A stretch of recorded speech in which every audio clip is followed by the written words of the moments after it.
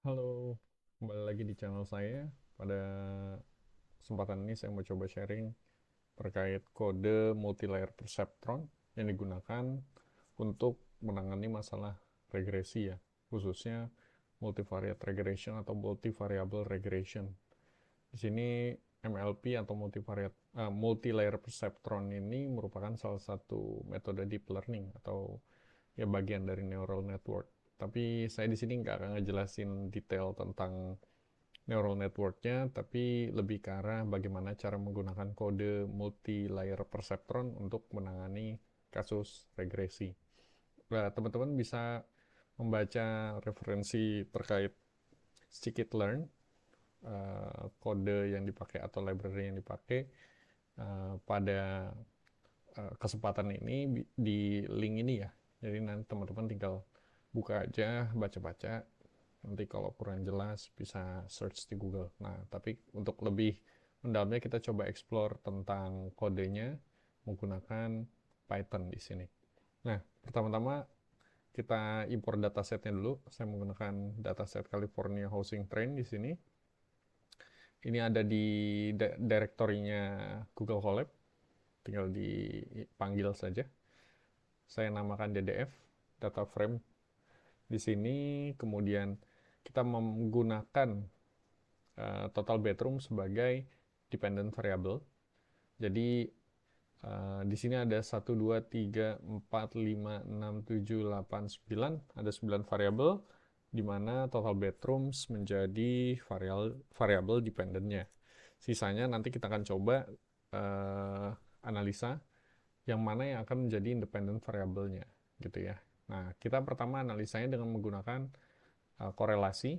Jadi kita panggil df.core gitu ya untuk mencari korelasi antara setiap variabel di sini dengan total bedrooms. Oke, kita cek di sini yang lain nilainya adalah di bawah 0,3 ya. Ini paling tinggi 0,3 di sini atau minus 0,3.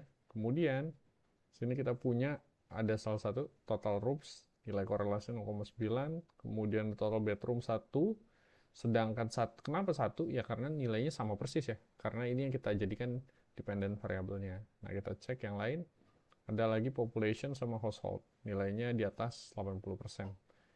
Gitu ya. Jadi korelasinya cukup tinggi. Nah, 3 variabel ini yang akan kita gunakan menjadi independent variable untuk modeling kasus atau studi kasus yang kita lakukan saat ini. Nah, di sini kita panggil data frame baru yang isinya adalah populasi atau population, household, total rooms, dan total bedrooms. Ingat, total bedrooms menjadi target atau uh, variabel dependent yang variabel yang ingin kita cari ya, kita prediksi. Nah, di sini kita panggil df new-nya atau data frame barunya. Di sini bentuknya masih data frame. Ini totalnya 17.000 dikali 4 kolom. Kita pisahkan antara data frame yang digunakan sebagai uh, fitur, yaitu X di sini. Jadi kita drop yang bedrooms-nya saja, sama kita panggil data frame yang berfungsi sebagai target, yaitu si bedroom. Ingat di sini, kalau dalam menangani kasus machine learning, kita harus mengubah seluruh data frame ini menjadi NumPy. NumPy-nya pun spesifik harus dalam bentuk two dimension array gitu ya. Jadi kalau nggak two dimension array, itu harus dikonversi dulu atau ditransform dulu. Kalau enggak, dia akan memunculkan error pada saat modeling menggunakan machine learning modelnya. Kemudian, untuk melakukan visualisasi ya, kita coba gunakan matplotlib.pyplot di sini. Kita gunakan, kita panggil dulu library-nya di sini. Kita visualisasikan. Ya, di sini terlihat kurva atau grafik scatter plotnya ya. Ya, ini menuju linear ya, karena mendekati 1 tadi ya. Ada yang 80%, ada yang 90%, seperti itu. Nah, walaupun ada, sekali lagi ada pencilan-pencilan dari setiap datanya. Lanjut, kita pre-processing menggunakan train test split terlebih dahulu untuk menentukan yang mana yang menjadi training dan yang jadi testing. Seperti itu kita cek trainingnya. Ini 33% menjadi testing, berarti 67% menjadi training ya. 67%-nya adalah 11.390 kali 3 kolom karena kita menggunakan 3 fitur. White trend-nya di sini hanya satu, yaitu bedrooms ya. Ingat, kalau di sini kita nampai saja sudah menjadi two dimension array karena ini emang ya sudah three dimension sudah menggunakan 3 variabel ya. Jadi udah pasti jadi two dimension array. Nah, untuk modelingnya sendiri kita di sini cukup memanggil MLP regressor atau multilayer perceptron regressor dari sklearn.neural network. Tinggal kita namakan modelnya, model objeknya jadi model MLP. Ini parameter-parameter yang kita gunakan cukup random state 1, max iternya 500. Teman-teman bisa eksperimen iterasinya mau berapa.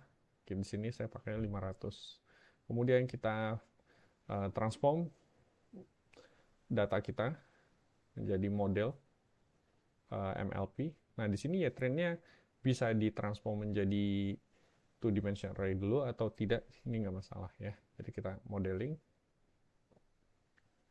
Ya, butuh waktu sebentar. Oke, sudah jadi modelnya, kita tes pada data training.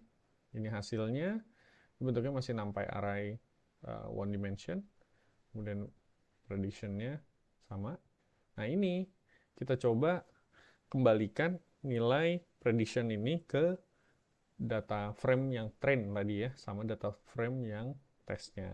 Kita kembalikan, kita gabungkan, yang data frame testnya juga kita gabungkan, seperti ini. Kemudian kita gabungkan dan kita short. Nah, kita peroleh hasilnya seperti ini ya. Bedrooms ternyata prediksinya mendekati nih, 11.106, ini 1.900 jadi 1.492 dan seterusnya. Kita coba uji performance-nya menggunakan RMSE dan R-square ya. Ini kita uji, dapat hasilnya di sini R-square-nya cukup tinggi 0,98, di sini RMSE-nya 49 ya. Kemudian di sini pas testingnya ternyata nilainya juga 46 sama untuk RMSE dan R-square-nya 0,98. Oke, kita plot, kita coba aktual, kita bandingkan yang tadi ya, aktual bedroom sama bedroomnya. Kalau dia mendekati garis lurus, berarti nilainya emang sangat tinggi gitu ya. Karena dia R-square-nya 98, harusnya cukup mendekati nih, mendekati garis lurus. Nah, seperti ini ya. Kita lihat prediksi sama aktual yang mendekati garis lurus gitu. Karena ya tadi R-square-nya ya emang tinggi 0,98 gitu ya, atau 98% 3 variabel tersebut bisa menggambarkan dependent variabelnya gitu ya. Bisa menggambarkan bedroom dengan 3 variabel atau 3 fitur yang kita gunakan. Nah, di sini kalau kita bandingkan dengan model-model sebelumnya, super vector regression seperti ini gitu ya, di mana mean square error 400, ini 399, jadi emang cukup berbeda jauh sekali gitu ya. Kemudian kita juga bisa bandingkan sama multiple linear regression. Di sini masih ada jauh gitu ya, prediksinya sama data trainingnya ini belum mendekati garis lurus. Sedangkan kalau kita bandingkan dengan multi-layer perceptron, ini prediksinya cukup bagus sekali. Ini bagus sekali ya kalau kita bandingkan ke dua model ini. Jadi di sini lebih unggul multi-layer perceptron dibanding super vector regression sama multiple linear regression atau linear regresi berganda yang biasa saja gitu ya. Nah, teman-teman bisa saja menambah akurasinya, performanya ya, dengan mengubah parameter-parameter atau menambahkan parameter lainnya ya di multi-layer perceptron. Nanti teman-teman bisa explore parameter apa saja yang bisa dimodifikasi di multi-layer perceptron regressor ini ya. Saya rasa sudah sekian dulu untuk sharing kali ini. Jika mungkin ada teman-teman pertanyaan atau mungkin kekeliruan dari saya, silahkan disampaikan di kolom komentar. Jika nanti mungkin teman-teman punya saran model apa yang bisa saya pelajari atau saya kembangkan, Silahkan dituliskan saja. Oke, terima kasih.